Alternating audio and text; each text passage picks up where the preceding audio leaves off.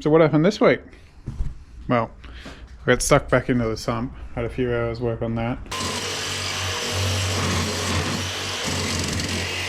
I started cutting out some templates, just a lot of little cutting and bits to go, but I crawled underneath and I've got some footage I'll share with you in a minute of how this is going to go under the car. Well, the finished product is definitely underneath. The engine lifted. As you can see, something like that. There's quite a lot of things to do here. We've got to do, this box will end up being about 80mm deep. Now this sump's roughly 90mm deep, but we have to go about 80 to give our clearance on the differential, but that's fine. We'll make up the volume in other places. Got some design work to do there though. A lot of cardboard cutouts, a few templates. See how it goes. Might end up putting the plans up as well for you guys. If anyone ever does the same thing without doing a IFS to solid axle conversion. You might have seen the short where I was exploring the rust. If not, you better go check that out. That side was fine behind those little plastic rock protectors, but this side unfortunately is cooked, so I'm gonna have to cut that out. I do have a spare bonnet which will provide some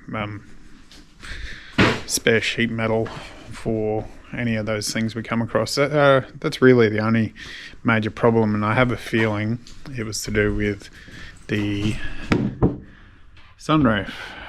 They have little hoses that leak into here, and the front ones actually leak down. I'm not sure if this is gonna show you or not, but somewhere in here, that hose stops here somewhere and then for some reason drains into the sill, and I'm guessing this hole at some point on both ends is blocked up, and that's allowed that water to sit there. And also it doesn't help that the water sits in these stone guards, and yeah, obviously, yeah, 35 years old, it's going to have some rust. So speaking of rust, so there was a sill damage here. There was a crushed tree or something, someone's head got slammed in it or something, and it had cracked the actual body sealant in that gutter rail, and it leaked through into here, and it actually leaked in there. I've already treated all of that, and I've sealed it with I guess this Raptor coat flex seal.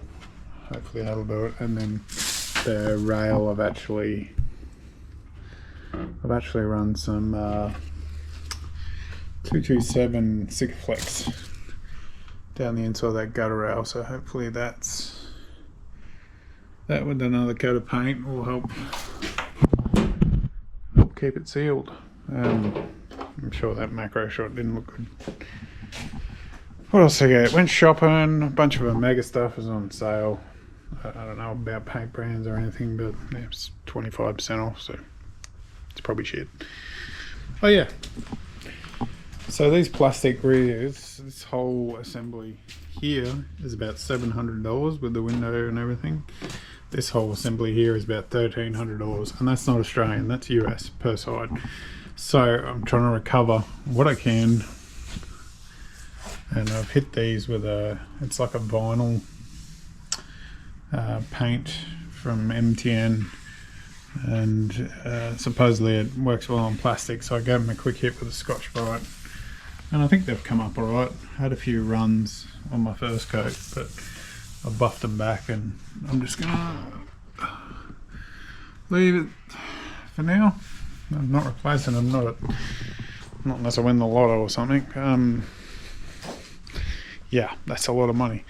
Oh yeah, Saturday, today's Friday, Saturday I am going to head off to Brisbane and get two 80 series transfer cases. I've also got a 100 series or 105 transfer case as well, which they're very, very similar. So the internals can be swapped out. One's a viscous coupler, one's a mechanical coupling locker, because we're going to want a locker for the center diff, but we also want to run full-time all drive. So yeah, let me know your thoughts about that, because that's what we're going to be doing for our transfer case. Building a divorced unit, and then we'll probably run a flex donut between the two. Have the transfer case mounted stationary, and then it'll have a little bit of flex between it and the transmission. I've got another Sunday speed mount there in a box somewhere to go on. Yeah, this type of thing. My son has been building the cheapest AliExpress CNC machine. He wanted to do a video, but he's been recording assembling this CNC machine from the top down, so you'll be able to see that coming up soon. He's going to post that one. He'll learn how to edit, and yeah, he really wants to be involved with the build, and I've been trying to get the kids out here whenever they can, just to play around and learn some things and hang out. Family. The girls haven't really done anything in regards to paint. Everyone's pretty busy, so that's understandable. But yeah, we'll get stuck into that pretty soon. I've got all the stuff for it, and the weather's quite cold, so not ideal for painting at the moment.